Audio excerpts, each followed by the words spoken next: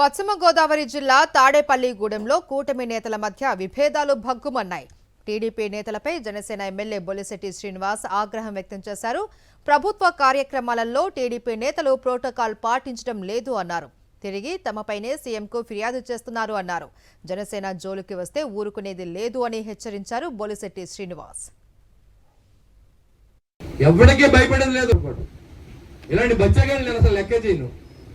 నా మీద నిరంతరం తెలుగుదేశం పార్టీ ఫిర్యాదు, నా మీద నిరంతరం తెలుగుదేశం సీఎం గారికి ఫిర్యాదు. నేను పోయిన మాటలంటే మాత్రం చూస్తా ఊరికి మనస్తత్వం కాదని మళ్ళీ నేను హెచ్చరిస్తా ఉన్నాను. కానీ మీరు ఏం చేస్తా ఉన్నారు? ఇప్పుడు ఎక్కడ అభివృద్ధి జరిగిపోతే మళ్ళీ నెగ్గుతాడేమో. ఎందుకు ఇంత అక్కసి ఎందుకంటున్నా? ఎవరైనా ఎమ్మెల్యే దగ్గరికి వెళ్తే పదవి లేదంటారు. ఎమ్మెల్యే దగ్గరికి వెళ్ళకపోతే పని వస్తే ఎవరి దగ్గరికి వెళ్తారు? వెళ్ళొద్దంటే మీరెవరు? ఒక మంత్రి వస్తే మీరు వెళ్ళొద్దని చెప్పి నియంత్రించే పరిస్థితి కాన్స్టిట్యూన్సీలో కనపడితే ఎవరిని ఉపేక్షించదు లేదు. మాకు కూడా వాయిస్ ఉంది, నేను కూడా మాట్లాడగలను, నా వాయిస్ ఏంటో కూడా వినిపిస్తాను.